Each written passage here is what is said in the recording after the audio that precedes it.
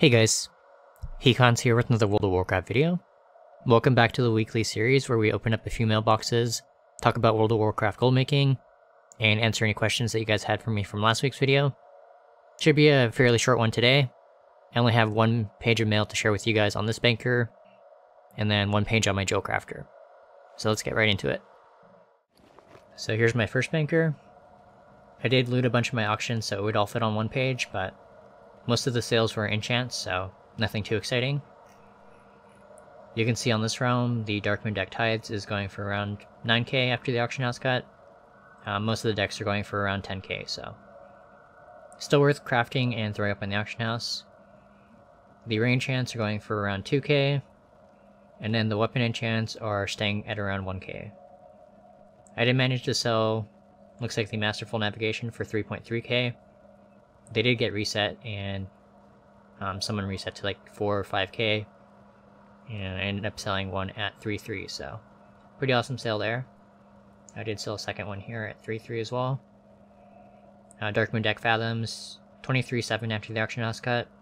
The Fathoms is staying at around 25 to 30k, so pretty awesome price on the Fathoms, but the Tides, Blockades, and the Squalls are all around 10k, like 10 to 15. Did sell a Plundered Blade of the Northern Kings, only 75k for that one, but I managed to pick up two of them for I think around 30k each, so a little over double my gold on that one. And it is a really popular transmog, so if you find these cheap on your realm, you should probably invest in them. A couple more feast sales. They're staying at around 2k each, so still very profitable to craft these and sell them on my realm. And a couple of Fathom sales. You can see they were these would have been sales from like Thursday or Friday of last week. Sold one for 26.1k and sold the second one for 33.2k, so prices have been all over the place. Did sell one of the BOE belts from the new raid, Last Stand Great Belt, for 40.3k. I think this is one of the ones I talked about last week. I picked up I think 3 of them for around 10k each, and I've been selling the normal versions for like between 30 to 40k, so pretty solid profit on those. 5.7k for Satin Belt, pretty decent. But as I said last week, the Deep Sea Satin is really expensive on my realm, so prices are pretty high on these 340s, especially the tailoring ones. And then the Spider Guards from last year's raid, 80.7k. I believe that's the normal version.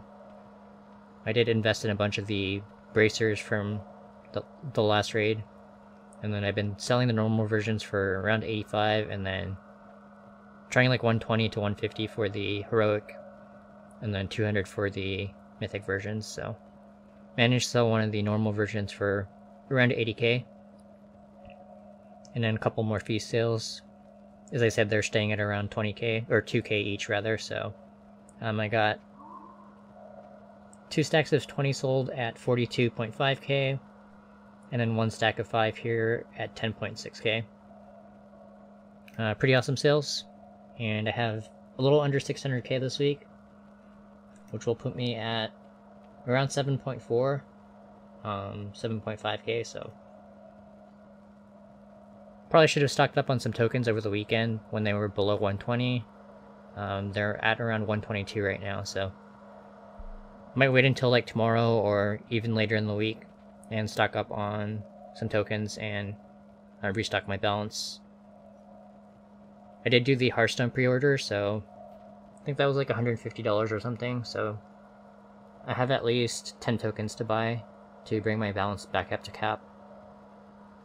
Anyways, let's switch over to the second banker I wanted to share with you guys today. So here's one of my alts. You can see that she's selling mostly Joe crafting stuff, focusing on 2 markets, the Panther mounts from Miss Pandaria, as well as the 310 crafted rings. The Kraken's Eye markets completely crashed on my realm, so I've been looking at other markets, and these two seem to be quite profitable. You can see I've sold Looks like 7 Panthers in the last 10 days. And I'm fairly lazy about relisting these, so I probably could have sold more, but pretty decent profit on these. You may have noticed that the Spirit of Harmony prices are quite low right now on most of your realms, so I've been buying those up and shuffling those into the Panther mounts. Crafting cost is probably between like 23k to maybe 25k. So at least a 5k profit, and even more if the Spirit of Harmony prices are even lower than my main realms. And then as far as the 310 rings, these are quite profitable. You can see I'm selling them for around 3.3k, all the way up to 9.5 after the auction house cut. You just need 1 rare quality gem, 10 of the Storm Silver ore, and then Expulsum, so fairly easy to shuffle. And I've probably gotten my crafting cost to around 500 gold, maybe as high as 1k depending on how much you pay for your ore, but for me it's probably between like 500 to 700 at most, and I am selling them for around, as I said, 3.3 to 9.5, so extremely profitable. I did make around 280k in the last 10 days on this tomb, just in those 2 markets. The first question this week comes from Matt Brown, who asked, yesterday I started using TSM 4. I was using another add-on for the auction house. Is the realm or region price more important? Also, just as a note, my main and my only 120 makes the old WoD raid feast. I've been selling quite a high number of these. Do you think it is people leveling the new allied races, or will it continue to be a seller? Thank you for any insights you may share. Be well. So as far as the TSM pricing data, both realm and region prices are important to take a look at. Most people tend to favor region as it's usually a better representation of what an item should sell for, and the realm prices can be much more easy to manipulate. On a lot of low pops, there may not be enough pricing information to gauge the value of an item, simply by looking at the realm price. On the other hand, if you're on a low pop, you may have items that are simply worth much more than the region price, since in-demand items tend to be much more scarce. In this case, you might consider favoring the realm price over a region price. An example would be like the current BOE items. Even if the realm prices are much more higher than the region prices, on the low pop, the items may actually be worth that much on the low pop since they're much more scarce. Which is more important probably depends on the item, the realm, and how you intend to use the 2 price sources. As far as the old raid fees, I'm not entirely sure why they're selling so well. I would say that the allied races have definitely helped out the old consumable markets, stuff like enchants, the old feasts, and food. And I expect that trend to continue, as more people are taking breaks from progression to level ults, as they release more allied races. And then probably towards the end of the expansion when people have less to do. The next question comes from Vadis, who asked, question for the next video. What's your favorite way to make gold? What do you like to flip? As far as gold making, I prefer playing the auction house and flipping items over going out and farming. It's much more time efficient and a better use of my time.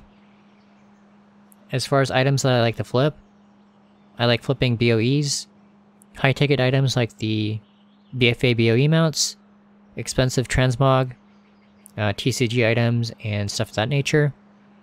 I do list lower value items on some of my realms, but I tend to favor the less items and bigger margins approach when it comes to flipping. The next question comes from CrazyGirl3264, who asked, how does it feel to own the dino mount for 5 mil? I myself am currently at 417 mounts and I have not done the dino.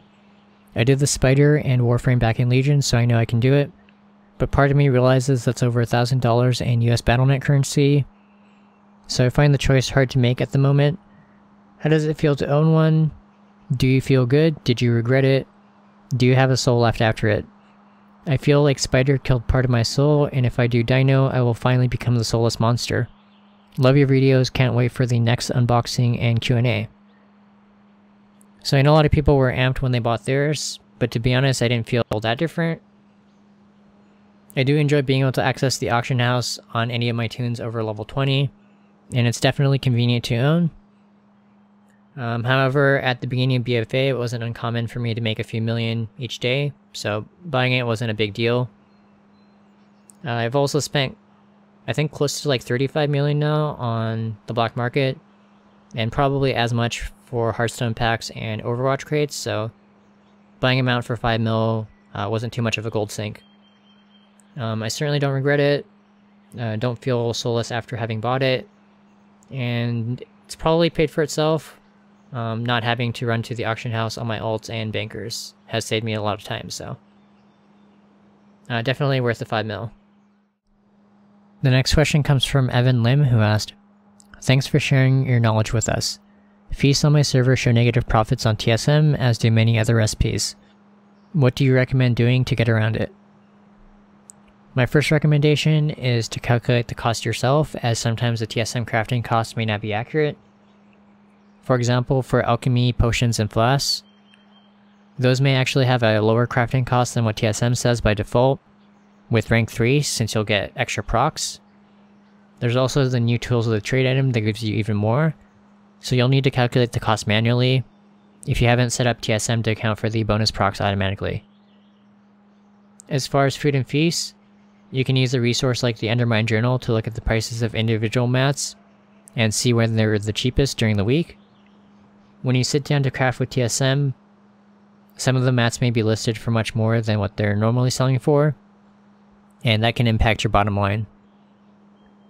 Lastly, if you can't source your mats for cheap enough to make a profit on the items, you may consider making a macro for trade chat and try to get sellers to COD mats to you. Set a price threshold, make a macro, and then see if any of the sellers will avoid the auction house to sell directly to you in bulk. The last question this week comes from James May, who asked, "Since you and other major gold makers play on multiple servers, how do you start out? Do you transfer a character over with gold and arbitrage items? Do you sell pets with a fresh character? Do you farm mats with a fresh character? Do you buy a boost on a new character? I'm thinking of branching out from my main server to a new one to make additional gold." Any of the methods you mentioned would work, but I prefer to sell pets with a fresh character. There's a couple of tricks that you can use to transfer a small amount of gold to a new realm. For example, using the Guild Tabard trick. You can use that to get some starting gold to list some pets. Once I get a bit of gold on a new realm, I create those pets and sell those to build up my capital even more. And then using that capital, I can buy cheap BOEs, transmog, and other items and flip those for profit. Using this exact method, I built up millions on over probably like 24 realms on NA, starting out with nothing and only a level 1 banker. You could also boost tunes if you think they can pay for themselves. I've done that in BFA on a few realms and paid for the boost using various shuffles and Dark Moon decks. But I did it much earlier in the expansion when items were in much higher demand and were much more profitable. I'd say start out with pets and see how you do with those first, then consider transfers and boosts once you've had success on a couple of new realms. So those are all the questions from last week's video. Remember that if you have any questions from this week's video, you can leave them in the comments below, and they may get answered and featured in next week's video. That's going to be it for this week's video. Thank you so much for watching, and as always, a huge shout out to my supporters on Patreon. Happy Reset Day, and hope you guys all have a great week. Take care, and see you all in the next video. Late.